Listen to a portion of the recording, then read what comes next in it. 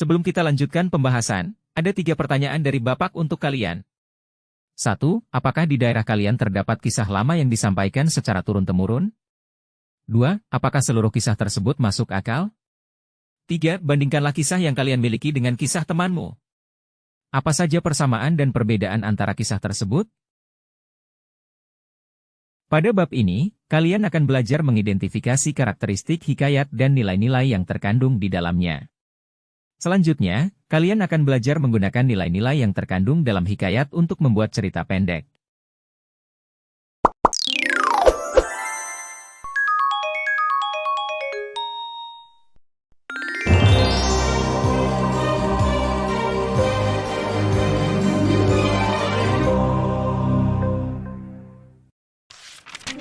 Hikayat Saijan dan Ikan Todak, kisah dari daerah Kalimantan Selatan.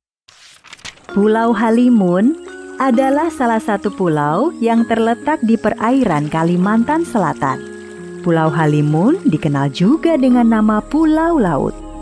Pulau Halimun masuk ke dalam wilayah Kabupaten Kota Baru, Provinsi Kalimantan Selatan. Sebagaimana banyak pulau lainnya di Nusantara, Pulau Halimun atau Pulau Laut juga memiliki kisah mengenai asal-usulnya. Bagaimana ceritanya? Mari kita simak bersama dalam kisah berikut ini. Pada suatu hari, ada seorang sakti mandraguna yang bernama Datuk Mabrur. Datuk Mabrur mempunyai keinginan memiliki sebuah pulau sebagai tempat bermukim bagi keturunannya kelak. Untuk memenuhi keinginannya tersebut, Datuk Mabrur berdoa kepada Yang Maha Kuasa dengan cara bertapa di tengah laut. Datuk Mabrur bertapa siang malam. Ketika siang hari, cuaca sangat panas dan membuat tubuh Datuk Mabrur mandi keringat. Pada malam hari, cuaca berubah menjadi sangat dingin. Tubuh Datuk Mabrur menggigil. Namun, demi mencapai keinginannya, tidak sedikit pun Datuk Mabrur bergerak dari posisinya bertapa. Beberapa bulan sejak bertapa, laut di sekitar Datuk Mabrur sering mengalami badai dengan gelombang yang besar, hujan deras disertai angin dan petir menyambar ke sana kemari. Meskipun berada di tengah badai, Datuk Mabrur tidak sedikit pun bergerak dari tempatnya.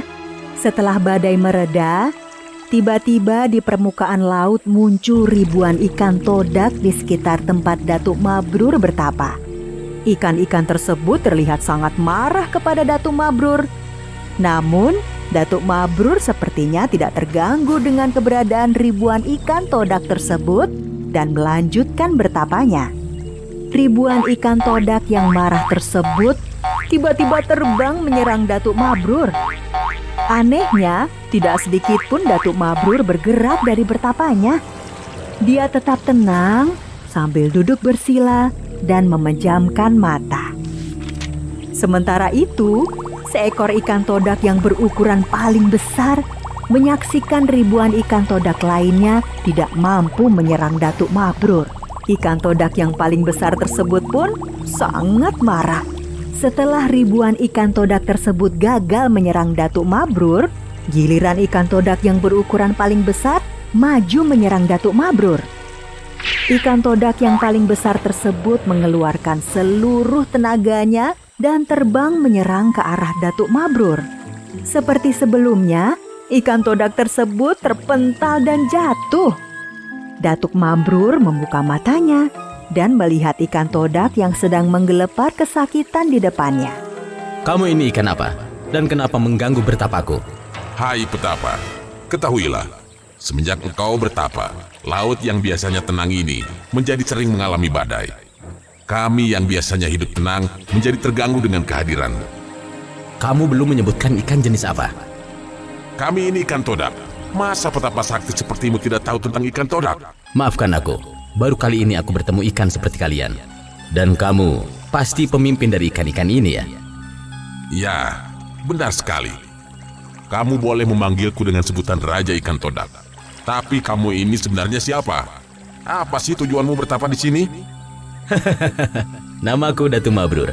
Tujuanku bertapa di sini adalah untuk meminta kepada Yang Maha Kuasa agar memberiku sebuah pulau. Apa? Sebuah pulau?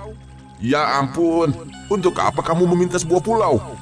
Pulau tersebut akan kujadikan sebagai tempat tinggal untuk anak keturunanku kelak.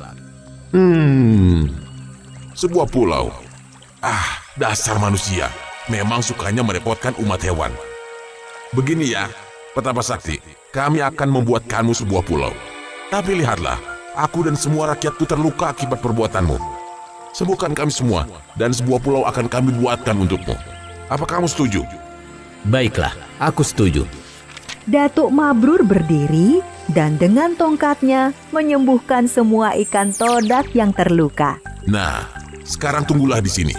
Aku dan rakyatku akan membuatkanmu sebuah pulau. Sebagai raja dari umat ikan, aku akan memenuhi janjiku. Pantang bagi ikan untuk berdusta. Setelah berbicara kepada Datuk Mabrur, Raja Ikan Todak dan seluruh rakyatnya tiba-tiba menyelam ke dalam lautan. Tinggallah Datuk Mabrur seorang diri, berdiri di atas permukaan laut yang tenang. Datuk Mabrur sabar menunggu. Raja Ikan Todak memenuhi janjinya. Laut yang tenang menghembuskan angin sepoi-sepoi. Perlahan-lahan, angin sepoi-sepoi tersebut bertiup agak kencang dan semakin kencang. Datuk Mabrur pun menjadi waspada dengan angin yang bertiup semakin kencang. Datuk Mabrur yang berdiri di permukaan laut dikejutkan oleh ombak yang bergemuruh. Angin pun bertiup semakin kencang. Permukaan laut di bawahnya tiba-tiba bergelombang dan menimbulkan pusaran kencang. Meskipun tidak terbawa oleh pusaran air laut tersebut, Datuk Mabrur tetap saja terkejut. Pusaran air laut dan angin kencang tiba-tiba menghilang. Sayup-sayup, Datuk Mabrur mendengar sebuah suara yang semakin lama semakin jelas terdengar. Saijan, Saijan, Saijan, Saijan, Saijan, Saijan.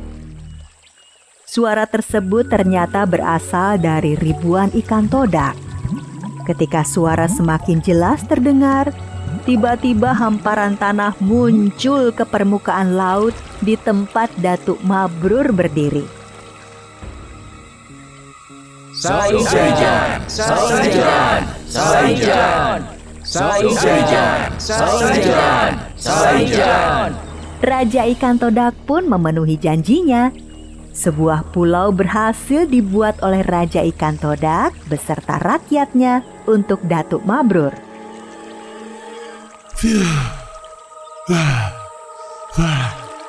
Nah, kami sudah memenuhi janji. Sebuah pulau untukmu, wahai Petapa Sakti. Terima kasih banyak Raja Ikan Todak. Aku dan keturunanku tidak akan melupakan jasamu beserta rakyatmu. Saijan. Saijan. Raja Ikan Todak pun kembali ke rumahnya di dasar lautan. Datuk Mabrur berdiri dan melambaikan tangan tanda perpisahan. Pulau tersebut kemudian dikenal dengan nama Pulau Halimun. Dan kemudian dikenal lagi dengan nama Pulau Laut karena muncul dari dasar lautan. Sedangkan Saijan, apakah artinya? Saijan berarti satu hati, seia sekata, atau semufakat. Kisah Datuk Mabrur dan Ikan Todak tersebut kemudian hari menjadi ilham untuk lambang dan moto Kabupaten Kota Baru.